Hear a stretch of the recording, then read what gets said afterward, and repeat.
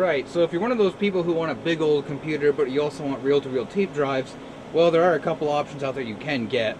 Vacuum column, stuff from Cipher, stuff from Kennedy, but it's all rather difficult to find, with the exception of these front loaders, which Cipher made. And I've found a lot of these in different brands, different interfaces, and so forth, but they're fantastic drives. As you can even see here, one is made by Cipher officially and sold by them. The other one, Alpine Computer Enhancement Products. Great drives, per-tech interface, but there's a major problem that I've found with them, and that is that they've suddenly started to, well, stop working. And here, let me show you what I mean. I'm gonna turn this on and go grab a tape.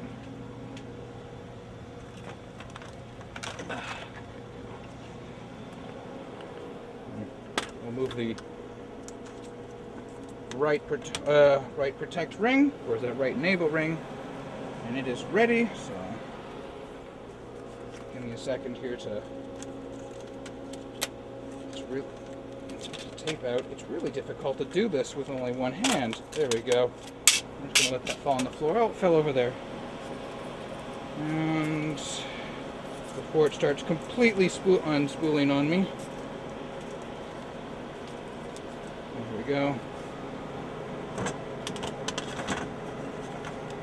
This is really awkward with only one hand. Oh, crap. In this video, you watch John stumble to load a 9-track tape. There. Okay. Stop it. There. This is really frustrating. Okay, there. It's in. Perfect. Anyways, you put the tape in, close it, load it. It should only take about, less than a minute to load it.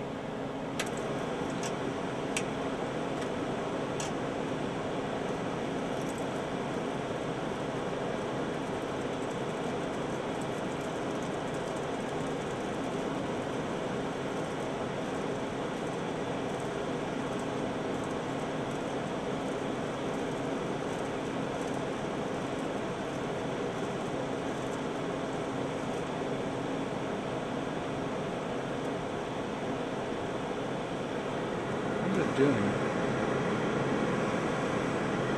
What is it doing?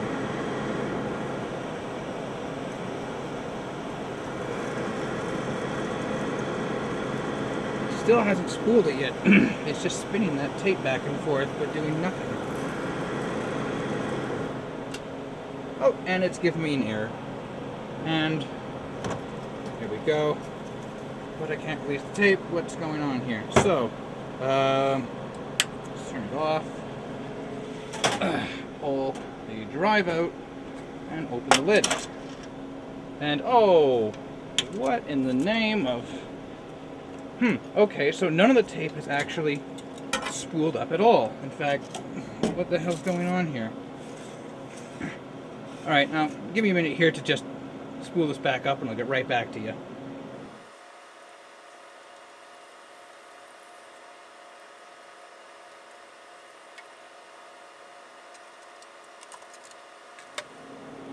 So there are a number of videos on YouTube you can find that actually have clear plastic covers so you can see how this spools up, but in a nutshell, if you can't find that, there's a blower outlet here, the tape unwinds, and these would extend. Will these extend right now? No, they won't. Anyways, goes around here, there's a tension arm right here, tape head and all that assembly is here, another roller, and way over here is the take-up spool, I guess you would call it. And it has this little arm here. This is used not only to keep a nice tension on the tape while it's going backwards and forwards. The wire here indicates there's something else a bit more magical going on in here, and yes, there is. There is actually a optically coupled timing wheel inside. And what's happening, you can't really see it because of the poor lighting conditions here, is that when I'm turning the spindle, this should rotate as well. The little wheel on here should rotate as well. But it doesn't, or it does so very poorly.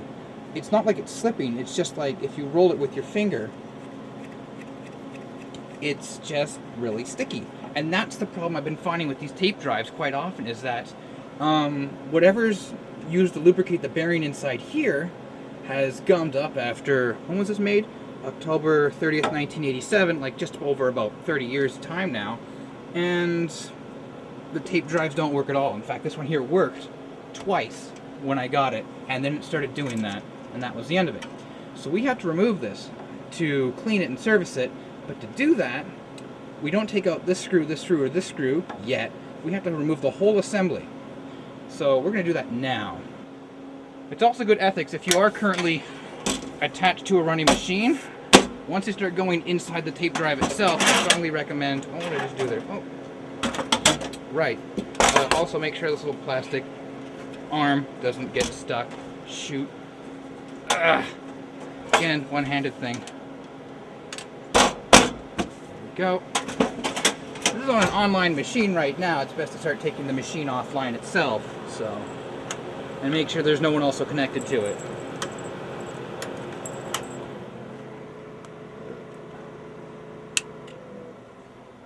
There, and now you can also hear me think. Now, I'll pull it back out, and we'll open it up and get ready to remove it.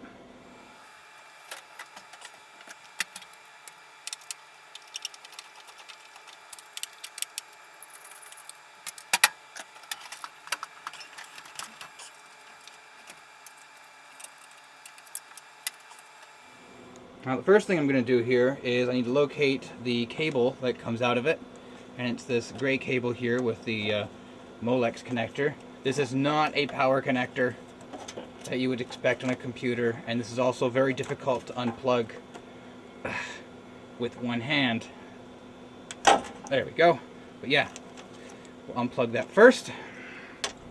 The other thing we have to do to free it is we have to release a C-clip, and it's hidden way the hell right here. This is it right here. And I need to use a pair of C-clip pliers to remove it because it's such a bitch to get in there. So,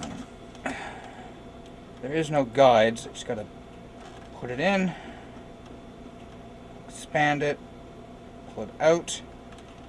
Be very careful, because next comes off a little copper ring. It's intentionally bent, don't try and straighten it, and a stainless steel washer. Put those in a safe place. Now the next thing I want to do is I want to open the top as best I can, and we will remove the cable and release the spring. And there's not a lot to it. While I'm doing that, I can kind of work upwards. There we go. And the whole assembly slides out. There's no washers there. This is what we wanted. Now let's go over to the bench and start working on this. Right, so this is what I was talking about earlier. And here's that wheel. And it feels really pulsy, like the bearings are just not lubricated, or they're just really gummed up, so we're gonna have to clean that up. So first thing we do is we take out 3 screws,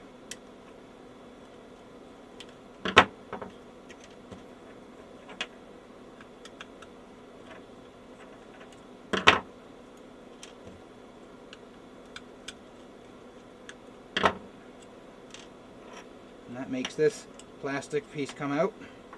Underneath you will see that we have a rotary encoder in the form of an optical path, and it is actually plastic, not glass in this, so it's even more scary to work with. And we have this little assembly right here, and we're going to remove that now. I just use a regular bit. It does have Loctite on it, but I do not believe that this is an alignment critical thing. And if it is, I'm pretty sure there's someone watching this right now screaming, "Oh my God, what have you done?" I'll live and learn.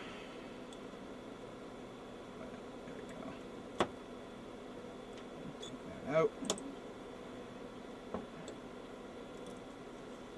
And can I get this washer off? There we go. And that just carefully comes out. I'll put that off to the side.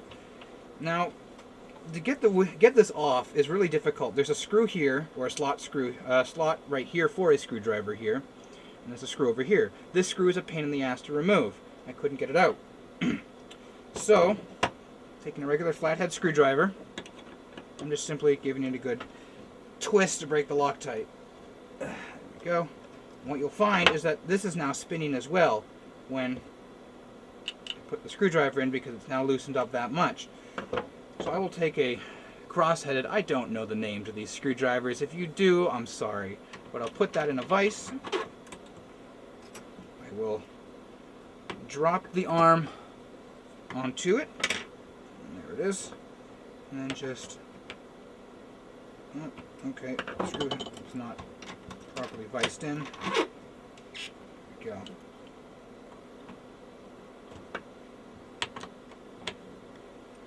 Where is it?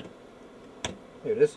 And I'm just going to give it a couple twists and it'll come right off. There is at least one metal disc under here for spacing. Don't lose it. I keep it on there. The screw doesn't like to fall out with it in there, so that's kind of a helpful thing. But let's go towards oiling this next. Now, the bearings per se are pretty much sealed on this thing, so you don't really need to do any cleaning. Try to avoid actually touching the optical path on this, or the just don't touch this at all if you can. But we just want to oil into here, because even if I spin it right now, there we go. I can feel the resistance, and it's really bad. So I will take a little bit of 3-in-1 oil. There we go, multi-purpose. Never use WD-40 on something like this. That's not going to lubricate. It'll free it up, but after a while it'll gum up again. And I know there's syringes to do it, but I just find that the action between the two gaps of the bearing allow for some of the oil to work its way in. I'm just going to put a little bit around it. And there we go.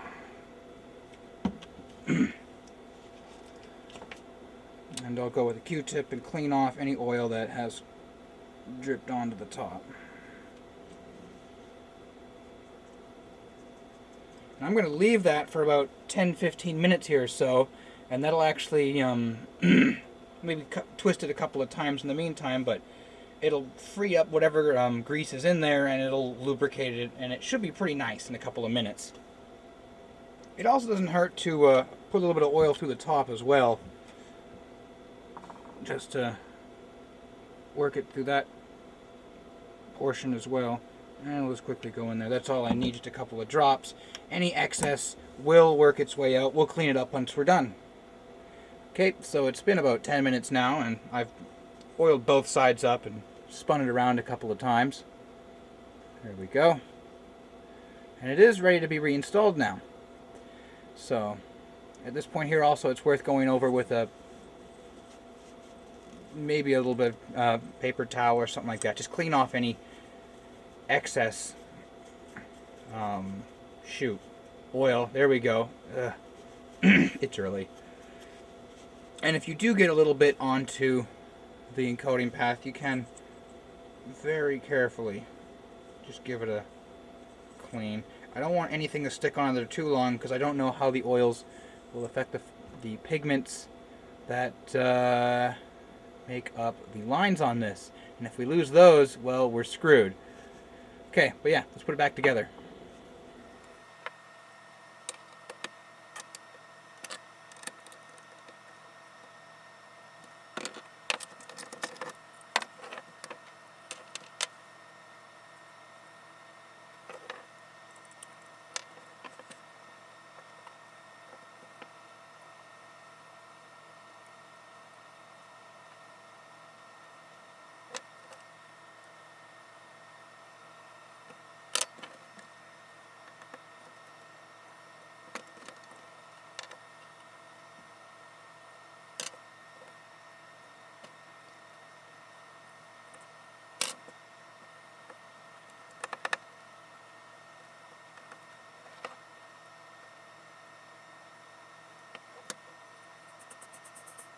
Okay, I'm going to stop here with the speed up for a second and just listen if you can. Like, you can totally hear how it's freed up now. So, we should have zero problems with this.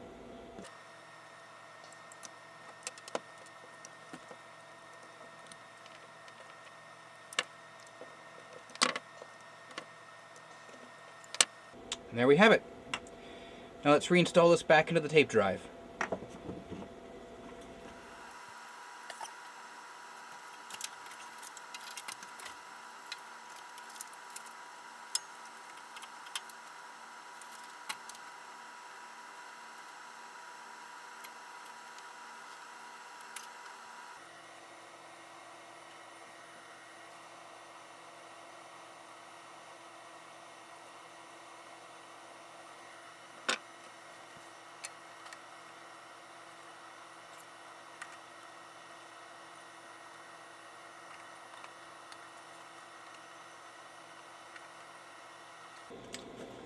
There. And, ow! Son of a... Anyways, there. We're good. Screw you, screwdriver. It's in. I can turn this and I can... Again, you can't see it, but the wheel turns nice and smoothly. I've cleaned the pass while I'm in here, but... there we go. There we go. Go. Latched in. Push it back in to the shelf, and let's turn the machine back on so we can turn on the drives. There we go. And while that's busy doing its self-test here, I'm going to bring on the tape drive. Go for its self-test. There we go. So it's now standing by.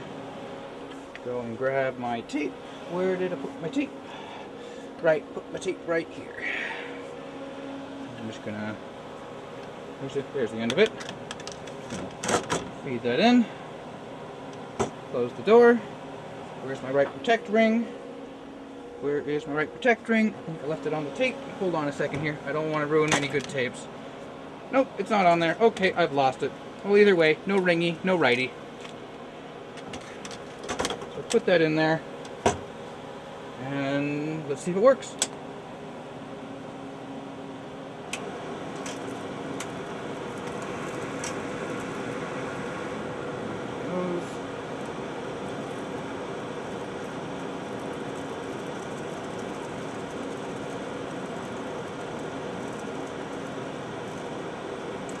Oh, I heard it catch. There we go.